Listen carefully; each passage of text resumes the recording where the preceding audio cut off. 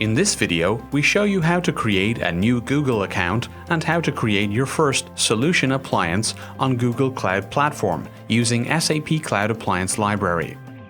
Go to cloud.google.com and choose the Get Started for Free button in the top right-hand corner of the screen.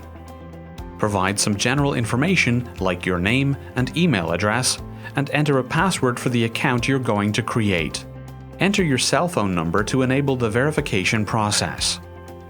Complete the remaining personal information requested by Google and proceed.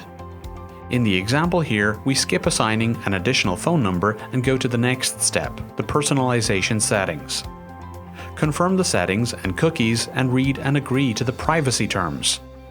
Now you need to give more information about your account, such as your location and the size of the organization you work for. Read and confirm the Google Cloud Platform trial terms. Note that the free trial period does not offer you the full range of services and that the quota is limited. In the next step, you can change or confirm the contact data used to verify your identity. And in the last step, you need to enter the requested billing information. It will be referred to only if you choose to enable it. When you now choose Start My Free Trial, your free trial account is set up and ready to use. Next, go to console.cloud.google.com to create a new project. Go to the dashboard and choose Create. Enter a name for your project and then choose Create. Next, navigate to the APIs and Services tab to enable the Cloud Resource Manager API for your project. Now you need to create the service account that is required for communication between SAP Cloud Appliance Library and Google APIs. The Compute Engine service account is created by default for your project. To create the other service account, you need to choose Create. Enter a name for your service account and choose Create and Continue. Permissions allowing Google API and SAP Cloud Appliance Library to interact are granted in dedicated roles. Select these three roles in your service account to grant permission to SAP Cloud Appliance Library: Compute Security Admin, Compute Network Admin, Compute Instance Admin V1. Choose Continue. Now you need to generate access keys that you can use in your SAP Cloud Appliance Library tenant to register and access the Google project you've just created and that has the roles in your service account. Select the service account.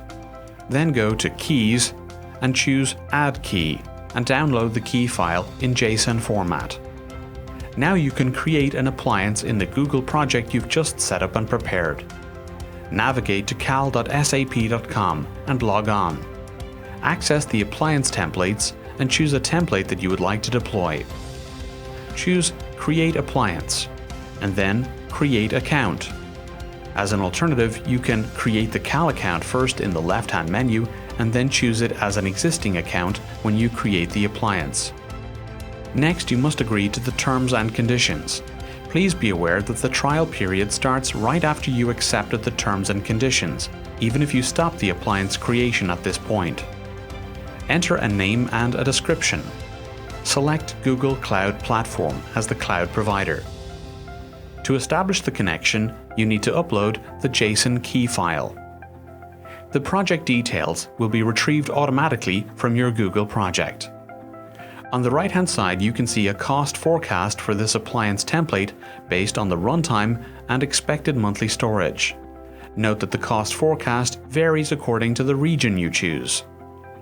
On the Appliance Details screen, you need to enter an appliance name, a region, and a master password that will be set for the users indicated in the Getting Started guide.